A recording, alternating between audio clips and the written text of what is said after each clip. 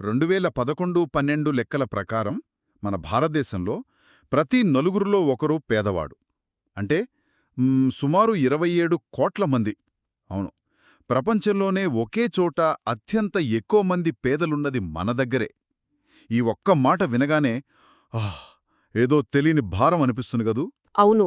ఆ సంఖ్యలు వింటుంటే నిజంగానే చాలా ఆందోళనగా అనిపిస్తోంది. 27 కోట్లు అంటే చిన్న విషయం కాదు కదా. కరెక్ట్. అందుకే ఈరోజు మనం ఈ సంఖ్యల వెనుక ఉన్న నిజమైన కథను విశ్లేషించబోతున్నాం. మన దగ్గర ఉన్న సోర్సెస్ ప్రకారం చూస్తే అసలు పేదరికమంటే కేవలం జేబులో డబ్బులు లేకపోవడం మాత్రమే కాదు. అదొక బహుముఖ సమస్య. సో దీన్ని కొంచెం వివరంగా విడమర్చి చూద్దాం. ఒక మనిషి జీవితంలో పేదరికమనేది నిజంగా ఎలా ఉంటుంది? అది కేవలం ఒక ఆర్థిక స్థితి మాత్రమేనా, లేక అంతకంటే లోతైనదా? ఖచ్చితంగా ఇది డబ్బుకు సంబంధించిన విషయం మాత్రమే కాదు. అంటే డబ్బు లేకపోవడం అనేది మనకు పైకి కనిపించే ఒక లక్షణం మాత్రమే. దాని లోతుల్లోకి వెళ్తే అది ఒక మనిషి జీవితంలో ఎన్ని తలుపులు మూసేస్తోందో మనకు అర్థమవుతోంది. అంటే అవకాశాలు లేకుండా చేస్తోందంటారా? అవును. పేదరికమనేది ఒక వ్యక్తి ఆత్మగౌరవాన్ని, భవిష్యత్తుపై ఆశను, సమాజంలో వారి ఉనికిని కూడా కబళించే ఒక భయంకరమైన పరిస్థితి. మన దగ్గరున్న డేటా చూస్తే ఈ సంఖ్యలను మనం ఎప్పుడూ కేవలం కాగితం మీద చదివి వదినేయకూడదు అనిపిస్తోంది. ఆ 27 కోట్ల సంఖ్య వెనుక ఉన్న ప్రాణాలను, వాళ్ల నిస్సహాయతను మనం అర్థం చేసుకోవాలి. నిజమే. ఆ డేటా చూస్తున్నప్పుడు నాక్కూడా అదే అనిపించింది. ఈ గణాంకవ భారం నుండి బయటకొచ్చి నిజ జీవితంలో ఈ సంఖ్యల వెనుక ఉన్న మనుషులు ఎలా బతుకుతున్నారో అర్థం చేసుకోవడానికి నేను కొన్ని కేస్ స్టడీస్ గమనించాను. ఓహో, ఏమైనా నిర్దిష్టమైన ఉదాహరణలున్నాయా? ఉన్నాయి. ఉదాహరణకు పట్టణ ప్రాంతాల్లో పరిస్థితి ఎలా ఉందో చూపే రాంచీకి చెందిన రామ్ చరణ్ కథ ఒకటుంది. తను ఒక పిండి మిల్లులో దినసరి కూలీగా పనిచేస్తాడు. పని దొరికిన నెలలో మహా అయితే 1500 రూపాయలు సంపాదిస్తాడు. 1500? ఈ రోజుల్లో ఆ డబ్బుతో ఒక కుటుంబం నెట్టుకురావడం చాలా కష్టం కదా. ఎగ్జాక్ట్లీ. 6 మంది ఉన్న ఆ కుటుంబం ఆ డబ్బుతోనే బతకాలి. అతని భార్య ఇళ్లల్లో పనులు చేస్తే వచ్చే కొద్దిపాటి ఆదాయం కూడా దానికి తోడవుతుందనుకోండి. కానీ పిల్లలు బడికి వెళ్లలేరు, పెద్దవాళ్లు పాత బట్టలు చిరిగిపోయేదాకా వేసుకుంటారు, చిన్నపిల్లలకు కనీసం పాలులాంటి సరైన పోషకాహారం కూడా దొరకని పరిస్థితి. ఇది వింటుంటే చాలా బాధగా ఉంది. అవును. నగరాల్లో పెద్ద పెద్ద భవనాల మధ్య ఇంత నిస్సహాయత దాగి ఉందా అనిపిస్తుంది. కరెక్ట్. రామ్ చరణ్ కథ పట్టణ పేదరికానికి ఒక సజీవ సాక్ష్యం. ఇరుకైన, గాలి వెల్తురు లేని గదులు, అపరిశుభ్రమైన వాతావరణం, ఎప్పుడూ ఏ పూటక ఆ పూట అన్నట్లుండే అనిశ్చితి. వీరికి కనీసం జబ్బు చేస్తే ఆస్పత్రికి వెళ్లే స్తోమత కూడా ఉండదు. మరి గ్రామీణ ప్రాంతాల్లో పరిస్థితి ఎలా ఉంటుంది? అక్కడేమన్నా మెరుగ్గా ఉంటుందా? లేదు. గ్రామీణ ప్రాంతం విషయానికొస్తే పరిస్థితి మరోలా, ఇంకా చెప్పాలంటే మరింత సంక్లిష్టంగా ఉంటుంది. మీరట్ దగ్గర్లో ఉండే లాఖా సింగ్ అనే వ్యక్తి డేటా కూడా నేను చూశాను. అతనికి సొంత భూమి లేదు. పల్లెటూళ్లల్లో భూమి లేకపోవటమనేది పేదరికానికి మొదటి మెట్టు అన్నమాట. అంటే వ్యవసాయ కూలీగా చేయాల్సిందే కదా? అవును. వ్యవసాయ కూలీగా రోజుకు 50 రూపాయలు, లేదా కొన్నిసార్లు డబ్బులకు బదులుగా కేవలం కొంచెం ధాన్యం, కూరగాయలు మాత్రమే కూలీగా వస్తాయి. కుటుంబంలో ఎవ్వరికీ అక్షరజ్ఞానం లేదు. వాళ్ల నాన్నగారు సరైన వైద్యం లేక టీబీతో చనిపోయారు. ఓ, అది చాలా దారుణం. ఇప్పుడు వాళ్లమ్మ కూడా అదే వ్యాధితో బాధపడుతూ మరణం కోసం ఎదురుచూస్తోంది. ఈ 2 కథల్లో మనం గమనిస్తే పేదరికం తెచ్చే అసలైన సమస్య ఏంటంటే ఎక్కడికెళ్లినా చిన్న చూపు చూడబడటం. నిజమే. పొలాల్లో, ఫ్యాక్టరీల్లో, ప్రభుత్వ ఆఫీసుల్లో, ఆస్పత్రుల్లో, చివరకు రైల్వే స్టేషన్లలో కూడా వీరు చాలా దురుసుగా వ్యవహరించబడతారు. అయితే ఈ డేటాను లోతుగా విశ్లేషిస్తున్నప్పుడు సామాజిక శాస్త్రవేత్తలు వాడిన 2 పదాలు నన్ను చాలా ఆలోచింపజేశాయి. ఆ పదాలేంటి? ఒకటి సామాజిక మినహాయింపు, అంటే సోషల్ ఎక్స్క్లూషన్. రెండవది దుర్బలత్వం, అంటే వల్నరబిలిటీ. ఈ కాన్సెప్ట్స్ కొంచెం సంక్లిష్టంగా అనిపించినా అసలు పేదరికాన్ని అర్థం చేసుకోవడానికి ఇవే కీలకమనిపిస్తోంది. అవును, మీరు చెప్పింది 100కి 100 నిజం. పేదరికాన్ని కేవలం ఆర్థిక కోణంలోనే కాకుండా సామాజిక కోణంలో విశ్లేషించడానికి ఈ 2 కాన్సెప్ట్స్ చాలా అవసరం. సామాజిక మినహాయింపు అంటే సమాజంలో మెరుగైన వసతులు, అవకాశాలు ఉన్న వారి నుండి ఈ పేదలను వేరుచేసి చూడటం. అంటే వాళ్ళని దూరం పెడతారన్నమాట. కరెక్ట్.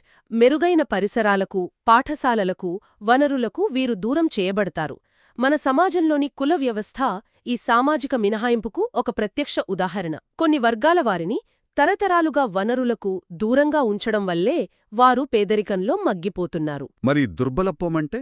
దుర్బలత్వమంటే రేపటి రోజున ఏదైనా ప్రకృతి విపత్తొచ్చినా, ఉద్యోగం పోయినా, ఆరోగ్య సమస్య వచ్చినా అందరికంటే ముందుగా నష్టపోయే స్థితిలో ఉండటం. వీరికి ఆ ఆపదను తట్టుకునే కనీస ఆస్తులు, విద్య లేదా ప్రత్యామ్నాయ అవకాశాలు ఉండవు. దీన్ని మనం ఇలా అర్థం చేసుకోవచ్చా? సామాజిక మినహాయింపు అనేది మనం వెళ్లాల్సిన, మనకు హక్కు ఉన్న ఒక అద్భుతమైన భవనం బయట గేట్లు వేసి ఉంచి మనల్ని ఆ ప్రాంగణం బయటే ఒక చిన్న గుడిసె వేసుకుని బతికేలా చేయడం. అవును, చాలా చక్కటి పోలిక ఇది. అందులో ఉన్న ఏ అవకాశాలను మనం చేరుకోలేము కదా. ఇక దుర్బలత్వం అనేది మనం ఎప్పుడైనా కూలిపోయేంత బలహీనమైన పునాది మీద నిలబట్టం లాంటిది. ఒక చిన్న భూకంపమొచ్చినా లేదా అకస్మాత్తుగా ఏదైనా జబ్బు చేసినా ముందుగా పడిపోయేది ఆ బలహీనమైన పునాది మీద నిలబడ్డవాళ్లే కదా. ఖచ్చితంగా అంతే. ఏ చిన్న కుదుపొచ్చినా కోలుకోలేని స్థితిలో ఉండటమే ఆ దుర్బలత్వం. విద్య, వైద్యం, ఆస్తులు లేకపోవడం వల్లే వాళ్ళా బలహీనమైన పునాదిపై ఉండాల్సి వస్తోంది. ఉదాహరణకు, ఒక సాధారణ మధ్యతరగతి వ్యక్తికి జబ్బు చేస్తే వాళ్లకు హెల్త్ ఇన్సూరెన్స్ ఉంటుంది లేదా దాచుకున్న డబ్బులుంటాయి. కనీసం అప్పు పుట్టే అవకాశం ఉంటుంది. కరెక్ట్. కాని రామ్ చరణ్ లాంటి రోజువారీ కూలికి జబ్బు చేస్తే ఆ రోజు సంపాదన పోవడమే కాకుండా అప్పు చేసి మరీ వైద్యం చేయించుకోవాలి. ఆ ఒక్క జబ్బు వాళ్లను మరో 10 ఏళ్లు వెనక్కి నెట్టేస్తుంది. దుర్బలత్వమనేది భవిష్యత్తులో వాళ్లు పేదరికంలోనే ఉండిపోయే అవకాశాన్ని లేదా కొత్తగా పేదరికంలోకి జారిపోయే ప్రమాదాన్ని కొలిచే ఒక కొలమానం. సో ఇదంతా బాగుంది, కానీ ఇక్కడ నాకింకో అనుమానం వస్తోంది. అసలు ఎవరు పేదవారు అని లెక్కగట్టడం ఎలా? ఒక వ్యక్తి పేదవాడా కాదా అని ప్రభుత్వం లేదా ఒక వ్యవస్థ ఎలా నిర్ణయిస్తుంది? మన దగ్గర దారిద్ర్య రేఖ, అదే పావర్టీ లైన్ అనే కాన్సెప్ట్ ఉంది కదా. అవును, ఆ లైన్ ఆధారంగానే లెక్కిస్తారు. డేటా ప్రకారం చూస్తే భారతదేశంలో దీన్ని ప్రధానంగా మనం తీసుకునే క్యాలరీల ఆధారంగా, అలాగే కనీస అవసరాలకయ్యే ఖర్చు ఆధారంగా గీస్తారు. అసలు ఈ లెక్కల వెనుకున్న లాజిక్ ఏమిటి? ఏంటంటే, ఒక వ్యక్తి కనీస ఆరోగ్యంతో జీవించడానికి రోజుకు ఎన్ని క్యాలరీల శక్తి అవసరం అనేది మొదటి ప్రశ్న.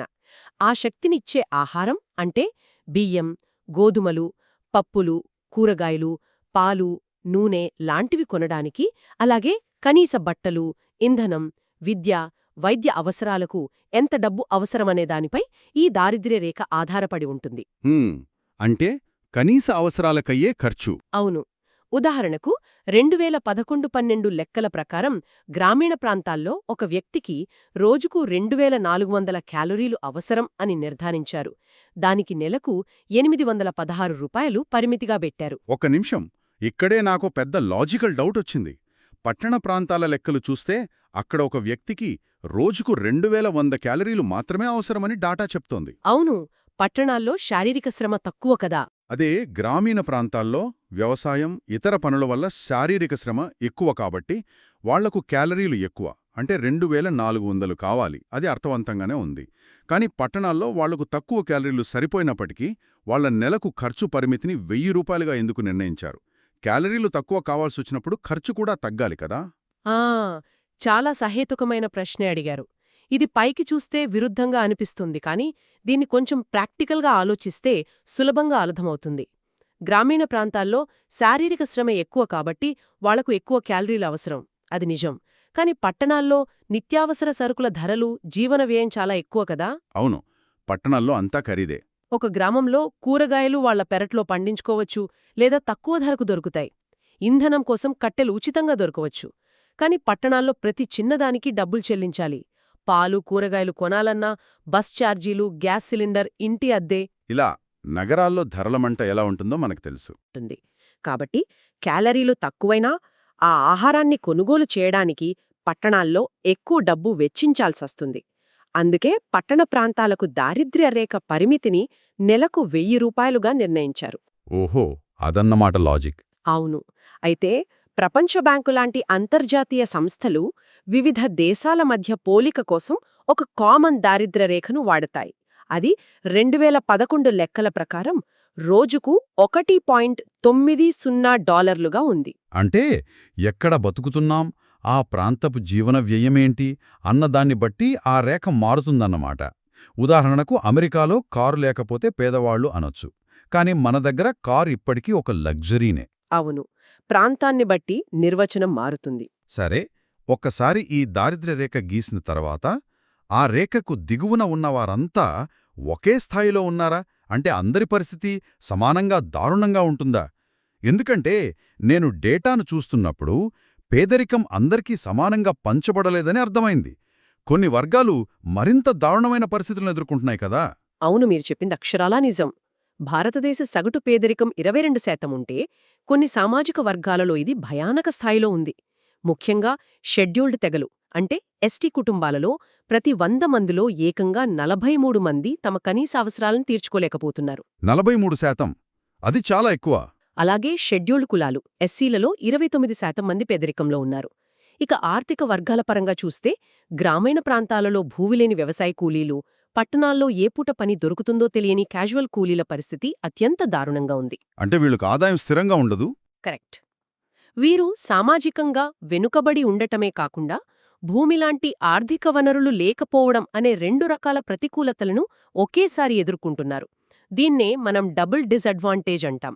నేను ఈ డేటాను లోతుగా చూస్తున్నప్పుడు తమిళనాడులోని కరూరుకు చెందిన శివరామన్ అనే ఒక చెప్పులు కుట్టే వ్యక్తి ఉదంతం నన్ను బాగా ఆలోచింపజేసింది. అవును, ఆ కేస్ స్టడీ చాలా విషయాలు చెప్తుంది. అతను రోజుకు 160 రూపాయల కూలీకి వ్యవసాయ పనులకు వెళ్తాడు. అది కూడా ఏడాదిలో కొన్ని నెలలు మాత్రమే దొరుకుతుంది. అతని కథలో నన్ను బాగా కలిచివేసిన విషయం ఏమిటంటే, కుటుంబమంతా పేదరికంలో ఉన్నప్పుడు ఆ కుటుంబం లోపల కూడా అసమానతలు ఉండటం. అంటే వనరుల పంపిణీలో తేడానా? అవును. శివరామన్ వాళ్ళింట్లో 3 ఆడపిల్లలున్నారు. ఎవ్వరూ బడికి వెళ్లరు. ఏనాడైనా కొంచెం పాలు దొరికితే వాటిని కొడుక్కి మాత్రమే ఇస్తాడు. వాళ్ల వృద్ధురాలైన తల్లి కనీస ఆదరణ లేక మరణం కోసం ఎదురుచూస్తోంది. అంటే వనరులు పరిమితంగా ఉన్నప్పుడు వృద్ధులు, మహిళలు, ఆడపిల్లలు ఆ కుటుంబం లోపల అదనపు వివక్షను ఎదుర్కొంటున్నారు. సరిగ్గా చెప్పారు. వనరులు చాలా తక్కువగా ఉన్నప్పుడు ఆ ఉన్న కాస్త వనరులను ముందుగా ఎవరికివ్వాలి అనే దగ్గర ఇలాంటి లింగ వివక్ష, వయోవివక్ష బయటపడతాయి. ఇది చాలా విచారకరం. భవిష్యత్తులో కొడుకు తమను పోషిస్తాడు అనే సాంప్రదాయిక ఆలోచనతో వాళ్లు ఆ చిన్న వనరును కూడా కొడుకువైపు మళ్లిస్తారు. దీనివల్ల కుటుంబం మొత్తంగా పేదరికంలో ఉన్నా అందులో మహిళలు, పిల్లలు, వృద్ధులు అనుభవించే బాధ మరింత తీవ్రంగా ఉంటుంది. ఇది నిజంగా ఒక భయంకరమైన సామాజిక విషాదం. నిజంగా. అయితే ఈ అసమానతలో కేవలం వ్యక్తుల మధ్య లేదా కుటుంబాల మధ్యనే కాదు, మన రాష్ట్రాల మధ్య కూడా చాలా స్పష్టంగా కనిపిస్తున్నాయి. ఒకే దేశంలో ఉన్నాం కదా అని అన్ని రాష్ట్రాల్లో పేదరికం ఒకేలా లేదు. అవును, ప్రాంతీయ అసమానతలు చాలా ఉన్నాయి. డేటా ప్రకారం బీహార్, ఒరిస్సా రాష్ట్రాలు అత్యంత వెనుకబడి 33% పైన పేదరికంలో కూరుకుపోయి ఉన్నాయి. కానీ అదే సమయంలో కొన్ని రాష్ట్రాలు మాత్రం ఈ పేదరికాన్ని జయించడంలో చాలా ముందున్నాయి. ఇక్కడ నాకు ఆశ్చర్యం కలిగించిన విషయం ఏంటంటే, ఈ రాష్ట్రాలన్నీ ఒకే ఫార్ములా వాడలేదు. వైవిధ్యాన్ని చూపిస్తోంది. ఒక్కో రాష్ట్రం వాళ్ల భౌగోళిక, రాజకీయ పరిస్థితుల్ని బట్టి ఒక్కో వ్యూహాన్ని అమలు చేశాయి. ఉదాహరణకు పంజాబ్, హర్యానా రాష్ట్రాలను తీసుకోండి. వాళ్ళు వ్యవసాయంపై ఆధారపడ్డారు కదా. కరెక్ట్. వాళ్లు సాంప్రదాయకంగా వ్యవసాయంపై ఆధారపడినవారు. హరిత విప్లవం, అదే గ్రీన్ రెవల్యూషన్ పుణ్యమాని అక్కడ వ్యవసాయంలో భారీ వృద్ధిరేటు సాధించారు. అధిక దిగుబడులు రావడం వల్ల రైతుల ఆదాయాలు పెరిగాయి, తద్వారా పేదరికం తగ్గింది. ఓహో, కానీ కేరళ విషయానికొస్తే వాళ్ల వ్యూహం పూర్తిగా భిన్నంగా ఉంది కదా. వాళ్ళు వ్యవసాయం కంటే మానవ వనరుల అభివృద్ధిపై ఎక్కువగా ఫోకస్ చేశారు అని చదివాను. అసలు విద్య, ఆరోగ్యంపై పెట్టుబడి పెట్టడం వల్ల పేదరికం ఎలా తగ్గుతుంది? ఎందుకంటే మెరుగైన విద్య ఉంటే మంచి నైపుణ్యాలొస్తాయి. తద్వారా మంచి ఉద్యోగాలు, ఎక్కువ ఆదాయం వచ్చే అవకాశాలు పెరుగుతాయి. అలాగే మంచి ఆరోగ్యం ఉంటే జబ్బుల పాలై అప్పుల ఊబిలో కూరుకుపోయే ప్రమాదం, ఇందాక మనం మాట్లాడుకున్న దుర్బలత్వం తగ్గుతుంది. కేరళ ప్రభుత్వాలు దశాబ్దాల పాటు ఈ 2 రంగాలపై భారీగా పెట్టుబడులు పెట్టడం వల్ల అక్కడి ప్రజలు ఆర్థికంగా బలపడ్డారు. మరి పశ్చిమ బెంగాల్ లాంటి రాష్ట్రాలేం చేశాయి? పశ్చిమ బెంగాల్లో భూసంస్కరణలు అంటే ల్యాండ్ రిఫార్మ్స్ పెద్ద మార్పు తెచ్చాయి. భూమి లేని నిరుపేదలకు, కౌలు రైతులకు ప్రభుత్వం భూములను పంపిణీ చేసింది. చేతిలో ఒక ఆస్తి ఉండటమనేది వాళ్ల నిస్సహాయతను, దుర్బలత్వాన్ని రాత్రికి రాత్రే మార్చేసింది. అద్భుతం. మరి మన ఆంధ్రప్రదేశ్, తమిళనాడు సంగతి? ఈ రాష్ట్రాల్లో చూస్తే వాళ్లు పబ్లిక్ డిస్ట్రిబ్యూషన్ సిస్టమ్ అంటే రేషన్ షాపుల వ్యవస్థను చాలా పకడ్బందీగా అమలు చేశారు. పేదలకు అతి తక్కువ ధరకు బియ్యం, ఇతర నిత్యావసరాలు ఇవ్వడం వల్ల వాళ్ల ఆహార భద్రతకు ఢోకా లేకుండా పోయింది. దాంతో వాళ్లు సంపాదించిన కొద్దిపాటి డబ్బును పిల్లల చదువుకో, మరొకదానికో వాడుకునే అవకాశం దొరికింది. సో ఇదంతా చూస్తుంటే సమస్య ఒకటే అయినప్పటికీ పరిష్కారాలు ఒకేలా ఉండాల్సిన అవసరం లేదు. దేని దారి దానిదే అయినా గమ్యం మాత్రం పేదరిక నిర్మూలనే అని ఈ రాష్ట్రాల విజయం మనకు నిరూపిస్తోంది కదా. అవును, ఖచ్చితంగా. అయితే మన దేశం లోపలే కాకుండా గ్లోబల్ పావర్టీ డేటాను కూడా నేను గమనించాను. ప్రపంచ బ్యాంక్ నిర్వచించిన $1.90 దారిద్ర్య రేఖ ప్రకారం ప్రపంచవ్యాప్తంగా విపరీతమైన పేదరికం 90లో 35% ఉంటే 2013 నాటికి అది 10.68% తగ్గింది. ఇది చాలా పెద్ద ముందడుగు. ఎలా సాధ్యమైంది? చైనా సాధించిన ఈ ప్రగతి వెనుక వాళ్ల భారీ పారిశ్రామికీకరణ, ఎగుమతుల ఆధారిత వృద్ధి ఉన్నాయి. లక్షలాది మంది గ్రామీణ ప్రజలు ఫ్యాక్టరీల్లో పనిచేయడానికి నగరాలకు వలస వెళ్లారు. దానివల్ల వారి ఆదాయాలు విపరీతంగా పెరిగాయి. అయితే ప్రపంచం మొత్తం ఇదే స్థాయిలో పేదరికం తగ్గిందా? లేదు, ప్రపంచవ్యాప్తంగా అంతా ఇదే సక్సెస్ లేదు. ఉదాహరణకు సబ్ సహారన్ ఆఫ్రికా లాంటి చోట్ల 90లో 54% ఉన్న పేదరికం కొన్ని దశాబ్దాల పాటు దాదాపు అక్కడే ఉండిపోయి చాలా నెమ్మదిగా కదిలింది.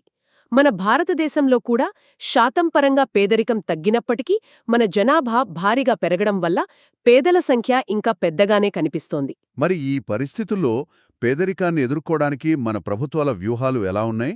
అవి ఏ మేరకు పనిచేస్తున్నాయి? నాటికి మన వృద్ధి రేటు కేవలం 3.5% చుట్టుపక్కలే ఉండేది. అప్పటి వరకు పేదరికంలో పెద్ద మార్పు రాలేదు. ఆ తర్వాత వేగం పెరిగిందా? అవును, 80ల తర్వాత, ముఖ్యంగా 90లలో వచ్చిన ఆర్థిక సంస్కరణల వల్ల అది 6%కి పైగా పెరిగింది. ఈ ఆర్థిక వృద్ధి వలన అనేక కొత్త అవకాశాలు, ఉద్యోగాలు పుట్టుకొచ్చాయి. ఇక రెండవ స్తంభమేమిటంటే టార్గెటెడ్ యాంటీ పావర్టీ ప్రోగ్రామ్స్. అంటే ఆర్థిక వృద్ధి ఫలాలు అందరికీ చేరనప్పుడు ఆ అట్టడుగు వర్గాల కోసం ప్రత్యేకంగా పథకాలను ప్రవేశపెట్టడం. కానిక్కడే ఒక చిక్కుంది. ఆర్థిక వృద్ధి అనేది సముద్రంలో వచ్చే ఒక పెద్ద అల లాంటిది. ఆ అల వచ్చినప్పుడు అందులో ఉన్న పడవలన్నీ వాటంతటా అవే పైకి లేస్తాయి కదా. అంటే వృద్ధి ఉంటే అందరికీ ఉద్యోగాలు, అవకాశాలు వస్తాయని ఒక నమ్మకం.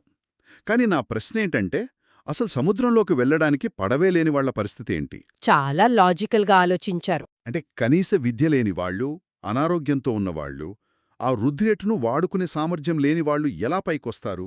అవును, ఆ పడవ లేని వాళ్ల కోసమే ప్రభుత్వం ఈ టార్గెటెడ్ స్కీమ్స్ తీసుకువచ్చింది.